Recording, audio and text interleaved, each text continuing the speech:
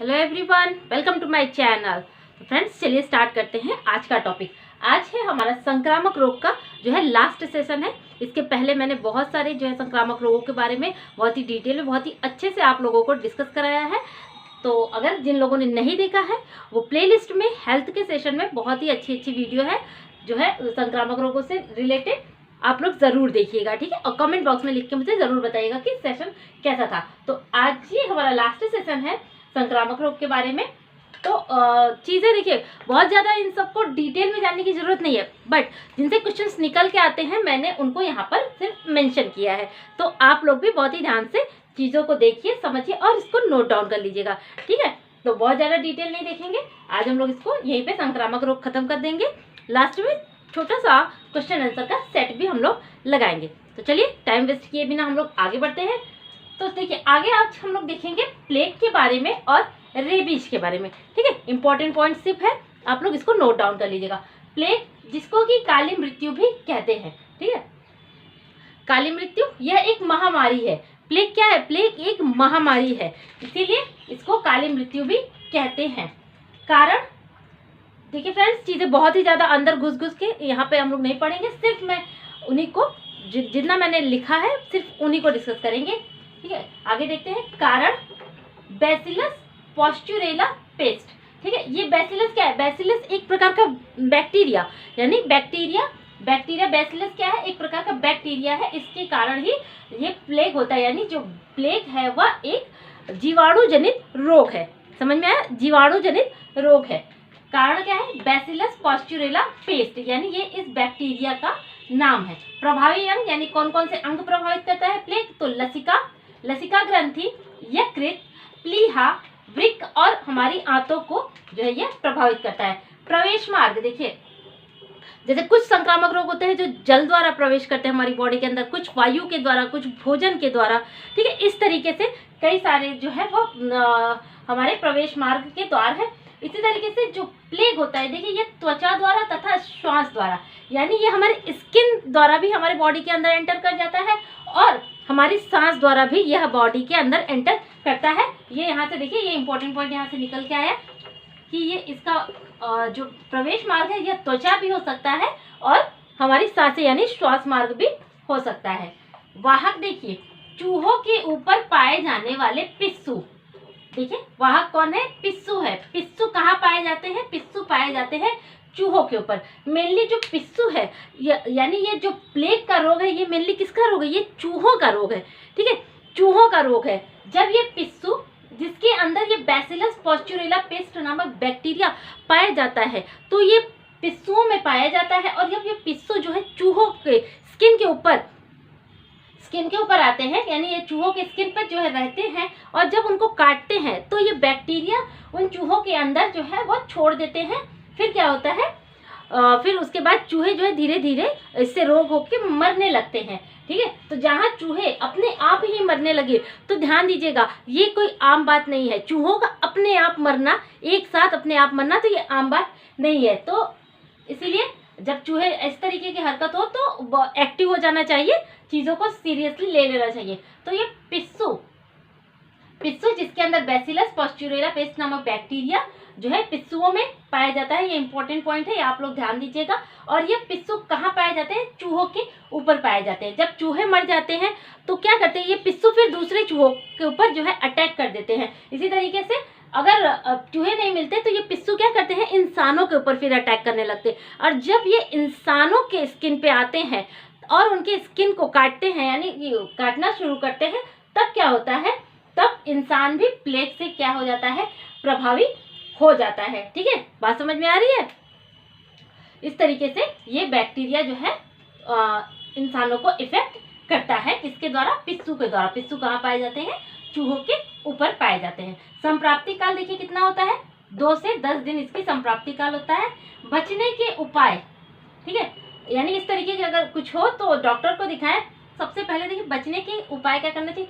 चूहों से घर को सुरक्षित रखें, यानी अपने घर में चूहों का वास होने न दें। खाने पीने के सामानों को खुला न छोड़े, यानी जो खाने पीने के सामान हो उसको खुला न छोड़े, अन्यथा क्या होता है चूहे जो है उसको जूठा कर देंगे, यानी कि उसको जब खराब कर देंगे फिर वही भोजन हम खाएंगे तो फिर वो हमारे अंदर भी क्या हो जाएगा, प्रवेश कर जाएगा। इस तरीके से ये जो है हमें इफेक्ट करता है। तो ये हो गया प्लेग से रिलेटेड कुछ इंपॉर्टेंट पॉइंट। आई होप आप लोगों को चीज़ें समझ आ रही होंगी। समझ आ रही है तो फटाफट से वीडियो को लाइक करिए, शेयर करिए और चैनल को सब्सक्राइब कर लीजिए अभी के अभी। नेक्स्ट देखते हैं हमारा रेबीज। रेबीज के बारे में अब हम जानते हैं। कारण क्या है, देखिए रेबीज वायरस।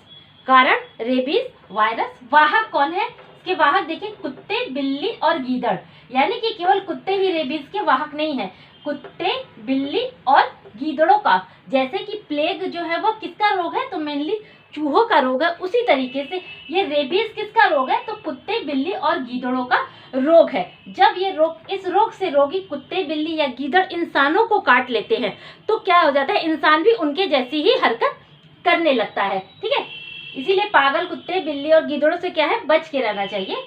प्रभाव देखिए, प्रभाव यानी कि कैसा प्रभाव पड़ता है, तो पानी से डर लगने लगता है। यानी जब पागल कुत्ते जब इंसानों को काटते हैं तो इंसानों में कैसा प्रभाव आता है, तो पानी से डर लगने लगता है, जानवरों जैसा व्यवहार करने लगता है। तो जो व्यक्ति होता है वह जानवरों के जैसा व्यवहार करता है। मनुष्य के इसी पागलपन को क्या कहते हैं, देखिए हाइड्रोफोबिया कहते हैं। ये बहुत ही इंपॉर्टेंट पॉइंट है। हाइड्रोफोबिया कैसे होता है, तो देखिए अगर कुत्ते, बिल्ली और गीदड़ों के काटने से हाइड्रोफोबिया रोग जो है वह हो जाता है। इसमें क्या हो जाता है, तो इसमें मेनली व्यक्ति को पानी से डर लगने लगता है, वह जानवरों जैसा व्यवहार करने लगता है। ठीक है, ध्यान दीजिए। अब देखिए उपचार, अगर इस तरीके से कोई काट ले पागल कुत्ता, बिल्ली, तो फिर क्या करें, पाश्चुर अस्पताल सबसे पहले जो है उस व्यक्ति को पाश्चुर अस्पताल ले जाना चाहिए। इसके बाद अगर नहीं ले जा पा रहे तो पोटेशियम परमैंगनेट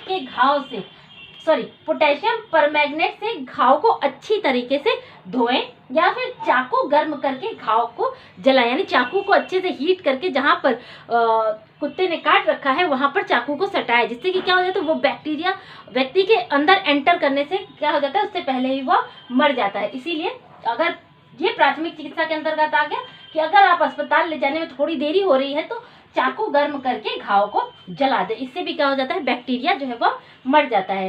रोगी को एंटी रेबीज के इंजेक्शन का पूरा कोर्स कराया। ऐसा नहीं है कि 1-2 इंजेक्शन लग गया तो खत्म कर दिया, नहीं, जितना भी डॉक्टर ने प्रेफर किया है वो सब जो है दवाइयाँ करनी चाहिए। ठीक है, आई होप ये चीज़ें आप लोगों को समझ आ रही होंगी। ठीक है, आगे बढ़ते हैं। चलिए फ्रेंड्स आगे बढ़ते हैं। अब देखते हैं हम लोग पीत ज्वर, जिसे कि येलो फीवर कहते हैं। ठीक है, तो इसका कारण क्या है कि देखिए वायरस, यह एक वायरस जनित यानी विषाणु जनित रोग है। वाहक इसका क्या है, इडिस इजिप्टाई या फिर स्टोगोमिया फेसिएटा जाति का मच्छर क्या है, इसका वाहक है। तो फ्रेंड्स मैंने बहुत सारी चीज़ें यहाँ मेंशन नहीं की, क्योंकि अगर ये मच्छर जनित रोग है तो उपचार वगैरह ये सारी चीज़ें मतलब वही रहेंगी जो कि मच्छरों के काटने से होता है। जैसे कि हमें मच्छरदानी का प्रयोग करना चाहिए, घर में पानी इकट्ठा ना हो, बरसात के पानी इकट्ठा ना हो, साफ सफाई, इन सब चीज़ों का बहुत ही ध्यान रखें, जिससे कि मच्छर घर में पैदा ना हो और रोगों से हम लोग बचे रहें। तो इसीलिए मैंने यहाँ पर सिर्फ वायरस को ही यहाँ पर दिखाया है। वायरस के कारण एक रोग होता है और इसका वाहक कौन होता है, मच्छर होता है।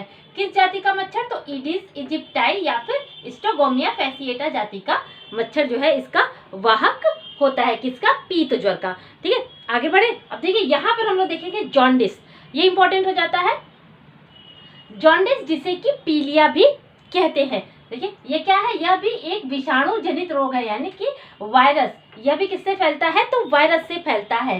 कारण देखिए, कारण है दूषित पानी, विषाणु युक्त सुई, यानी कि जो संक्रमित व्यक्ति रहता है अगर उसको सुई इस्तेमाल किए, इंजेक्शन लगाएं और फिर वही इंजेक्शन एक स्वस्थ व्यक्ति को लगाएं तो फिर क्या हो जाता है, तो वो जो वायरस होता है वह स्वस्थ व्यक्ति के बॉडी में जो है वो एंटर कर जाता है। ठीक है, बच्चे को माँ के द्वारा, यानी कि अगर कोई लेडी प्रेग्नेंट है, अगर उसको जॉन्डिस हो गया तो गर्भवती है तो उसका जो जॉन्डिस का इफेक्ट वो बच्चे में भी आ जाता है। इसीलिए ध्यान देना चाहिए कि जब प्रेग्नेंट हो तो किसी भी तरीके का कोई रोग जो है वो माँ को न होने पाए। तो बच्चे को माँ द्वारा या फिर पुराना इरेजर यानी इस्तेमाल किया हुआ इरेजर दूसरा कोई इस्तेमाल न करे, नहीं तो क्या जो वायरस होता है वह भी इस तरीके से भी फैल जाता है। तो यह हो गया कारण। लक्षण देखिए, त्वचा का रंग पीला पड़ना, मूत्र में भी पीलापन आना और आंखों में भी पीलापन, यानी हर जगह हर चीजें जो है वो पीली हो जाती है, जैसे कि मूत्र में भी पीलापन, आंखों में पीलापन, त्वचा का पीलापन, इसीलिए तो इसे पीलिया कहते हैं, यानी पीली सारी चीजें जो क्या हो जाती है, पीली हो जाती हैं। प्रकार देख लीजिए, ये इंपॉर्टेंट है। हेपेटाइटिस के प्रकार देख लीजिए, हेपेटाइटिस कितने प्रकार का होता है, तो hepatitis A, hepatitis B, hepatitis C, D, E और जी, यानी कि 6 तरह का जो है हेपेटाइटिस होता है। इसमें भी देखिए सबसे खतरनाक कौन सा है, जो कि है बी।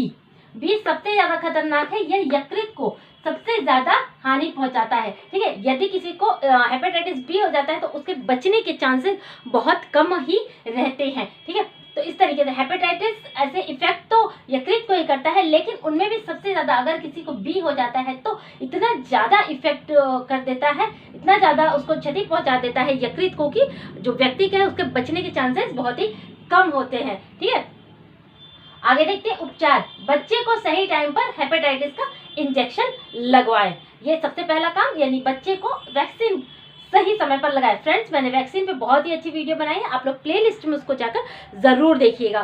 ठीक है, तो बच्चे को वैक्सीन लगवाएं, टाइम पे वैक्सीन लगवाएं, साफ सफाई का ख्याल रखें। अगर जिस व्यक्ति को हेपेटाइटिस हो जाता है तो यकृत को हानि पहुंचाता है, तो इसलिए धूम्रपान और शराब का सेवन ना करें। क्यों? क्योंकि इससे भी क्या होता है, यकृत को ही तो हानि पहुंचती है। ठीक है, कम वसा और ज्यादा प्रोटीन, ये इंपॉर्टेंट पॉइंट कि कम वसा और ज्यादा प्रोटीन युक्त आहार किसमें दिया जाना चाहिए, तो पीलिया में दिया जाना चाहिए, यानी फैट कम।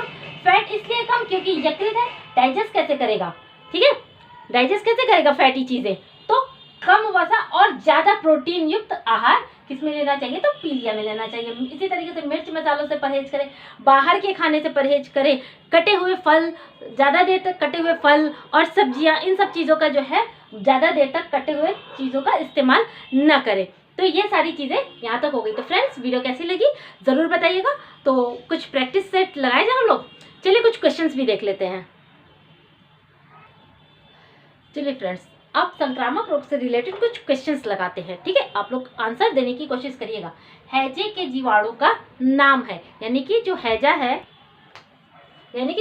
है उसके जीवाणु, यानी किस तरीके से हैजा जो है वह फैलता है। तो ए विब्रियो कॉलरा, बी प्रोटोजोआ, सी स्पाइरुलम या फिर डी नन। इन सभी क्वेश्चंस को फ्रेंड्स मैंने बहुत ही अच्छे से डिस्कस कराया है, आप लोग प्लेलिस्ट में वीडियो है जरूर देखिएगा। तो हैजे का जो जीवाणु है वो किस तरीके से फैलता है, तो विब्रियो कॉलरा नामक बैक्टीरिया से जो है हैजे का जीवाणु फैलता है। ठीक है, आगे बढ़ते हैं। टाइफाइड रोग किसके द्वारा होता है, तो टाइफाइड रोग किसके द्वारा होता है, तो टाइफाइड रोग होता है साल्मोनेला टाइफी रोगाणु द्वारा टाइफाइड रोग होता है। नेक्स्ट देखते हैं, क्षय रोग फैलता है। क्षय रोग, इसको और भी क्या क्या बोलते हैं, तो क्षय रोग को तपेदिक, टीबी, ये इसका अन्य नाम है। ठीक है, क्षय रोग को तपेदिक, टीबी, राज्यक्षमा भी कहते हैं। तो यह रोग कैसे फैलता है, तो यह रोग फैलता है ट्यूबरकुलस बैसिलस बैक्टीरिया द्वारा यह रोग फैलता है। आगे देखते हैं, वायु द्वारा फैलने वाला रोग है, यानी कि वायु द्वारा कौन कौन से रोग फैलते हैं, तो देखिए चेचक, तपेदिक, काली खांसी या फिर ऑल। तो हमारा आंसर सही होगा ऑल। कैसे, देखिए जो तपेदिक है यानी क्षय रोग है, इसमें क्या होता है, खांसी आती है, खांसी और बलगम के साथ जो बैक्टीरिया होते हैं वो वायु में भ्रमण करने लगते हैं, और फिर जब स्वस्थ व्यक्ति वही वायु को अपने श्वास द्वारा अंदर लेता है तो क्या हो जाता है, वह भी रोगी हो जाता है। काली खांसी का भी यही सिम्टम्स इसी तरीके से है, काली खांसी भी फैलता है, चेचक भी फैलता है वायु द्वारा। तो इस तरीके से हमारा आंसर सही होगा ऑल। ठीक है, डिप्थीरिया का विकार है, यानी डिप्थीरिया हमारे किस अंग को प्रभावित करता है, तो लार ग्रंथियों में सूजन, चेहरे पर लाल दाने, गले में झिल्ली का बन जाना या फिर ऑल। तो देखिए फ्रेंड्स, मैंने बताया था कि डिप्थीरिया जो है वो गले में इफेक्ट करता है, इसलिए हमारा आंसर सही हो जाएगा गले में झिल्ली का बन जाना, ये हमारा आंसर होगा। तो आई होप आज का सेशन आप लोगों को अच्छा लगा होगा। अच्छा लगे तो प्लीज वीडियो को लाइक करिए, शेयर करिए, सब्सक्राइब करिए। तो फिर जो संक्रामक रोग है ये तो आज हमारा खत्म हो गया। कल हम लोग नया टॉपिक, नए चैप्टर स्टार्ट करेंगे। मिलते हैं, तब तक के लिए थैंक यू।